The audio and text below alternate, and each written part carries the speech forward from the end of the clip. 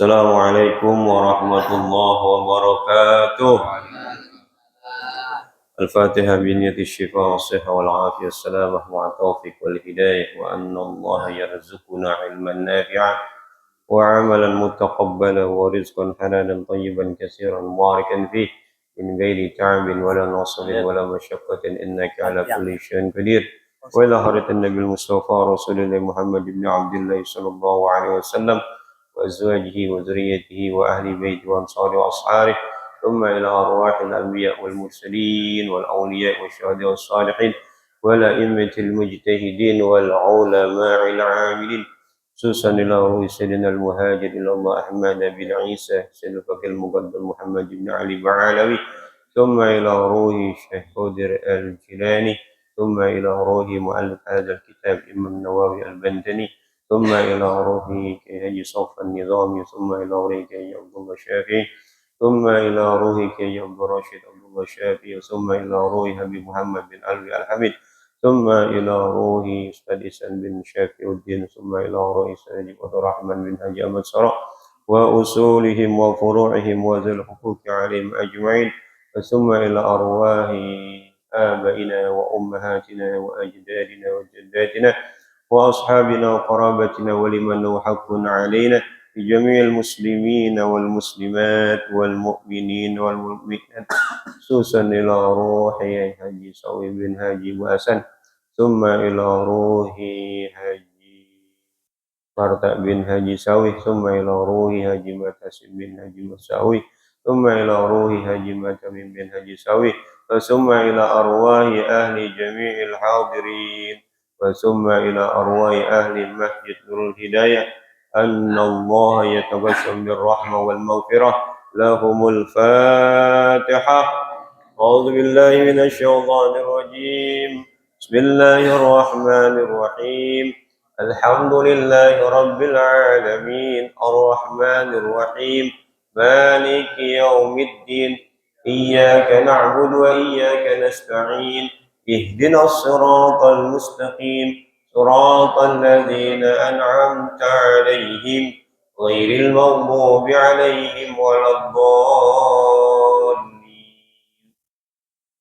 الحمد لله رب العالمين والصلاة والسلام على أشرف الأنبياء والمرسلين سيدنا محمد وعلى آله وصحبه أجمعين. أما بعد.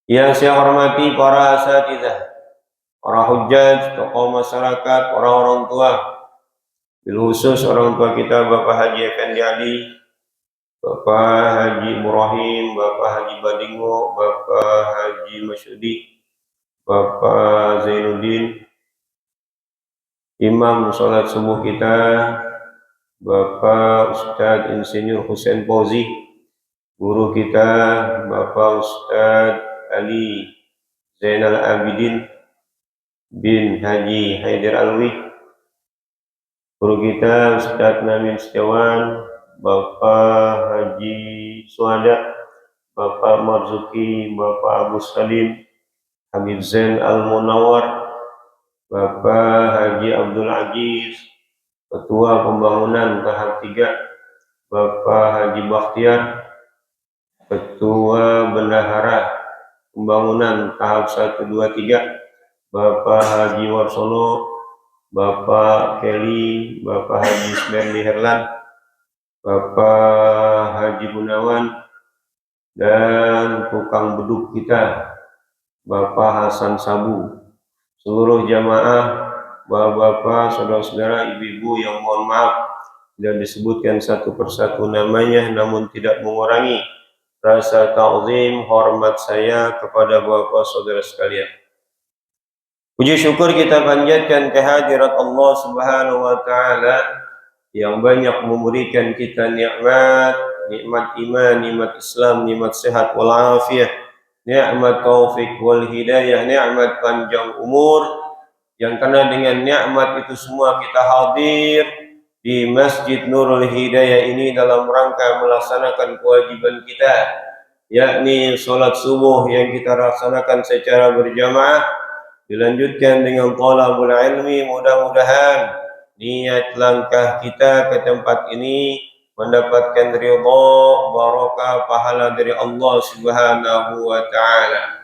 Salawat dan salam semoga tercurahkan pada baginda Muhammad sallallahu alaihi wasallam serta keluarganya, sahabatnya dan para pengikutnya setia. Hadirin yang dimuliakan Allah Subhanahu wa taala, tak terasa hari ini kita sudah masuk di tanggal 25 Ramadan. Artinya kurang lebih 5 hari lagi kita akan merayakan hari raya Idul Fitri dan Ramadan akan meninggalkan kita. Tapi yakinlah bahwa Ramadan itu tahun depan bakal datang lagi. Cuman kita masih ada apa enggak tahu. Dan alhamdulillah banyak di antara saudara-saudara kita ketika sudah masuk 10 terakhir daripada bulan suci Ramadan, banyak yang melakukan i'tikaf. Banyak juga tidak i'tikaf tapi dia konsentrasi di rumah, melaksanakan kegiatan-kegiatan ibadah, baca Quran, tahajud, lain sebagainya. Yang penting di 10 hari bulan Ramadan terakhir kita cari yang namanya malam Lailatul Qadar, malam yang lebih baik dari 1000 bulan. Usia umat Nabi Muhammad itu pendek-pendek, 40 tahun, 50 tahun, 60 tahun, ya paling banter 80 tahun. Nah, kalau kita mulai dari remaja berpuasa, kemudian anggaplah tanggal 15 tahun, usia sekarang kita 25 tahun, berarti sudah 25 tahun kewajiban itu datang dan setiap tahun dapat malam Lailatul Qadar. Kaliin aja 84 tahun kali 25. Tapi kan kita sadarnya itu di akhir-akhir ya. Udah usia-usia udah begini baru pengen nyari malam Lailatul Qadar. Kenapa? Anak-anak muda jarang yang nyari malam Lailatul Qadar. Kenapa? Dianggap masih lama usianya. Masih lama. Padahal saya sudah kasih tahu, ini malaikat Israel lagi demen sama anak muda. Lagi demen gitu. Karena itu walaupun masih muda, tetap harus cari malam Lailatul Qadar. Biar apa? Ibadah kita itu dilipat gandakan sampai dengan 1000 bulan atau 84 tahun lebih. Dan memang Nabi Muhammad nyuruh cari Lailatul Qadar. Carilah malam Lailatul Qadar fil ashri awakhir min Ramadan, di 10 terakhir bulan Ramadan, terutama malam-malam ganjil. Tapi ingat saya bilang lagi, malam ganjil bukan hitungan kita aja, bisa jadi hitungan orang lain. Karena ada saudara kita yang berpuasa di hari Ahad. Kalau ini hari Ahad berarti ini hari yang ke-24, entar malam 25. Tapi di Masjidul Hidayah enggak mengadakan i'tikaf ya. Kalau yang mau i'tikaf sendiri juga boleh, silakan ya. Kita lanjutkan pelajaran kita. Qala sahibul musannif rahimahullahu taala wa adaman nafa bihi wa bi ulumihi wa bi asrari fid darain. Wa'lam anna al-murida li harsil akhirati as-salika li tariqiha la yakhlu an sittati ahwalin, imma 'abidin aw 'alimin aw muta'allimin aw mutaharrifin aw walin aw muwahhidin mustaghriqin bil wahidis samadi an ghairihi. ila akhirih wallahu taala a'lam bissawab. Kemarin kita sudah bahas orang-orang yang ingin mendekatkan diri kepada Allah Subhanahu wa taala melalui jalur abid. Karena kata Imam Nawawi, tidaklah seseorang itu ingin mencari bekal untuk kehidupan akhirat kecuali dia bisa melalui 6 jalan. Cari yang cocok sama kita. Ada yang cocok 1, ambil 1, yang cocok 2, ambil 2, yang cocok 3, ambil 3. Cocok semuanya, cakep. Tapi jarang, ya. Cocok semuanya, jarang. Kita udah bahas kemarin abid, dan kita sudah bahas lagi alim, dan sudah kita bahas muta'allim, yaitu pelajar. Sekarang kita bahas au mutaharrifin, orang yang cari nafkah. Mencari nafkah buat keluarga itu ibadah. Jadi jangan dianggap cari nafkah buat keluarga itu hanya biasa-biasa saja, tidak punya nilai ibadah. Memperhatikan kebutuhan keluarga itu ibadah. Jadi jangan ada taklim di mana aja kita ikut. Kuliah subuh dari Senin sampai ketemu Senin kita ikut. Tapi kagak pernah kerja. Anak di rumah kelaparan, bini kagak keurusan. Itu yang tidak boleh. Kuliah subuh silakan ikut, taklim silakan ikut, tapi kerja jangan ditinggalin. Mentang-mentang pengen nyari ilmu yang banyak biar jadi orang yang soleh atau ibadahnya bagus, bininya kelaparan, anaknya kelaparan, uang sekolah kagak kebeli, baju kagak kebeli, apa aja kebutuhan anak kagak tercukupi. Jangan, ya, jangan mentingin akhirat lupa dunia, atau sebaliknya dunia mulu lupa akhirat. Allah sudah kasih tahu, fa idza qudiyatis salatu fantashiru fil ardi wabtaghu min fadlillahi wadhkurullaha katsiran la'allakum tuflihun. Apabila kamu telah selesai mengerjakan sholat, fantashiru, bertebarlah kalian. Cari tuh, bertebarin kemananya terserah, ya. Fantashiru fil ardi wabtaghu min fadlillah, cari keutamaan, cari rizki. Wadhkurullaha, tapi juga tetap ingat kepada Allah.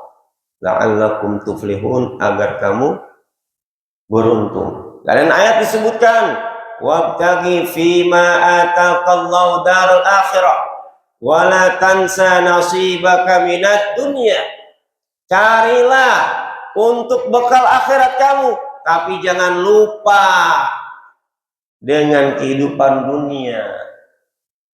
Sekarang ini yang namanya buang air kecil itu bayar nggak? Bayar. Kalau kita lagi jalan-jalan kemudian nggak bawa duit, pengen kencing, pengen buang air besar, udah tahan aja sampai rumah. Kenapa? Mau masuk WC bayar 2.000, ya nggak? Punya duit 5.000, begitu kita mau kencing bayar 5.000, kembaliin, nggak ada kembaliannya, ya udah balik lagi kencing lagi. Nah, biar sampai pas. Kenapa itu nih? Apa-apa pakai duit sekarang. Karena itu perlu kita yang namanya uang, cari nafkah, apalagi buat keluarga. Jangan sampai keluarga yang kita tinggalkan itu, terutama anak-anak, dalam kondisi lemah. Makanya Al-Quran menyebutkan, wal yakhshal ladzina law taraku min khalfihim dzurriyyatan dhiafa. Ya, khawatirlah kamu terhadap keluarga kamu yang kamu tinggalkan itu dalam keadaan lemah. Lemah apa? Lemah ekonomi, lemah otaknya, lemah jisimnya. Makanya perlu yang caranya nyari nafkah. Jadi orang yang mencari nafkah di mata Allah itu mulia. Bahkan dalam salah satu hadis Nabi disebutkan, minaz dzunubi dzunubun la yukaffiruha illa al-hammu bi talabil ma'isyah. Ada satu dosa di mana dosa itu tidak bisa terhapus kecuali dengan bingungnya dia mencari penghidupan. Artinya ada satu dosa yang tidak bisa dihapus oleh Allah Subhanahu wa taala kecuali orang itu mau menghidupi keluarganya dengan harta yang halal. Jadi kalau kita kerja, kita mencari rizki, mencari nafkah buat keluarga dengan cara yang halal, ada dosa-dosa kita yang diampuni oleh Allah lewat itu. Tapi ingat, yang halal, yang halal. Karena banyak sekarang orang nyari harta juga yang tidak halal. Kalau kata Oma apa? 1001 macam. Banyak orang mencari makan, dari menjual koran sampai menjual. Bang Hasan mah apa? Oma, ya kan? Itu. Banyak orang tuh nyari makan gitu. Dia jual koran sampai jual kehormatan. Sekarang nggak jual kehormatan, jual tanda tangan. Setiap tanda tangan ada harganya. Ya, jadi orang bisa mencari pahala, mencari ketaatan kepada Allah lewat mencari rizki Allah Subhanahu wa taala. Dengan rizkinya dia kasih keluarganya. Bahkan ada satu hadis menyebutkan, ada orang nih ya, kalau sama orang baris, orang lain pokoknya apa yang diminta dikasih. Kalau ada misalnya lelang, ayo lelang nih kanopi nih, lelangnya secara terang-terangan, gitu kan. Berapa yang berani? Saya 3 juta, saya 4 juta, saya 1 juta. Tapi sama keluarganya pelit, sama keluarga pelit. Ada yang begitu? Siapa yang bangsa nih? Mana nih orang ini? Sama orang kenal banget ya, ngasih duit banyak banget. Setiap lelang tahu nunjuk, tapi sama keluarganya pelit, gitu kan. Susah banget tuh duitnya. Kalau saya lagi ngaji begini nih, saya khawatir kalau ada Anip, benar nggak? Gitu. Kalau ada Anip belakang, saya khawatir. Kenapa? Kan direkam ntar ini, direkam. Gitu. Begitu kita nggak kasih, ingat. Qala Syihabuddin fi Nurul Hidayah. Gitu. Makanya begitu nih. Ingat perkataan Ustadz Syihabuddin di Nurul Hidayah, yang harus diperhatikan adalah keluarga. Begitu diminta dikasih, dalil itu udah. Gitu. Menang udah, menang banyak gitu kan. Dalam satu hadis disebutkan, dinarun anfaqtahu fi sabilillah, wa dinarun anfaqtahu fi raqabatin, wa dinarun tasaddaqta bihi ala miskin, wa dinarun anfaqtahu ala ahlik, a'zamuhu ajran alladhi anfaqtahu ala ahlik. 1 dinar engkau sedekahkan, engkau infakkan untuk berjuang di jalan Allah. 1 dinar engkau infakkan untuk membebaskan budak. 1 dinar engkau sedekahkan untuk orang miskin. 1 dinar engkau infakkan untuk keluargamu, lebih besar pahalanya engkau infakkan ke keluargamu. Jadi keluarga dulu perhatiin, ya enggak? Keluarga dulu perhatiin. Kalau keluarga kita sudah teratasi, ada lebihnya, boleh kita infak konopi, infak yang lain-lain, infak janda miskin, insantunin anak yatim. Jangan kita, keluarga kita terlantar sementara orang lain sejahtera. Nah, banyak orang kayak begitu tuh. Saya dengar cerita pernah begitu tuh. Wah, tuh orang keren banget. Saya bilang itu keren gitu. Ada ngomong, apaan keren? Mau kenapa? Dia begitu biar terkenal. Di rumahnya pelit sama saudaranya. Ada orang dikenal baik. Kemarin kan sudah cerita ya. Ada orang dikenal baik sama masyarakat, ahli ibadah, ahli sedekah. Ame saudara perempuannya begitu mau minjem agak dikasih. Akibatnya apa? Masuk neraka. Tuh. Ya. Nah, Imam Nawawi menjelaskan, orang yang jadi pekerja cari ibadahnya lewat bekerja. Tetapi ingat, kata dia, cari waktu, sela-sela waktu untuk beribadah lewat baca Quran. Kan tidak selamanya kita kerja 24 jam, benar nggak? Nah, ada waktu kita baca Quran, Ada waktu kita menyempatkan diri untuk mengerjakan sholat sunnah. Sampai Imam Nawawi bilang, ada waktu kita menghadiri majlis taklim. Tubuh kita perlu makan, tapi hati kita juga perlu makan. Makanan hati adalah ilmu, hikmah, nasihat. Jadi walaupun kita mencari ridho Allah, pahala lewat kita bekerja, tapi jangan lupakan majlis taklim. Makanya ada orang tanya, lebih utama mana nyari nafkah dengan menghadiri majlis taklim? Lebih utama mana? Lebih utama mana mencari nafkah dengan menghadiri majlis taklim? Sama-sama utama, tinggal kita bagi waktu aja, ya nggak? Iya. Begitu kita pulang kerja jam 5, malam minggu ada taklim di sini, nongkrong di sini, nongkrong, hadir di sini. Kalau ada waktu di rumah nggak ada apa-apa, malam Ahad, malam Kamis ada pengajian di sini, pulang jam 5 atau pulang maghrib, habis sholat maghrib jamaah sini, ya diam di sini, cari keberkahan, cari rezeki ada, taklim juga ada. Ada seorang pemuda dulu, dia ini nggak mabok mengasan, dia rajin hadirin taklim. Ya, zaman dulu nih orang salaf hadir majlis taklim. Tapi dia juga nggak kepengen yang namanya minta-minta. Dia kepengen nyari rezeki juga. Akhirnya di sela-sela dia tidak taklim, dia pengen taklim, luar biasa ikut taklimnya. Dia bekerja. Datanglah dia ke orang yang sering memberikan pekerjaan. Tuan, saya mau kerja, Tuan. Oh boleh. Gajinya berapa kamu mau? Gaji saya maunya 250.000 sehari, Tuan. Anggap aja begitu, 250.000 sehari, gitu kan. Baik, kapan kamu kerja? Hari Sabtu. Mulai hari Sabtu. Oke, besok hari Sabtu kamu datang. Begitu hari Sabtu dia kerja, langsung digaji 250.000 sorenya. Hari Minggu dia kagak datang. Hari Senin dia kagak datang. Hari Selasa kagak datang. Rabu kagak datang. Kamis kagak datang. Jumat kagak datang. Dia datang lagi Sabtu. Kerja lagi.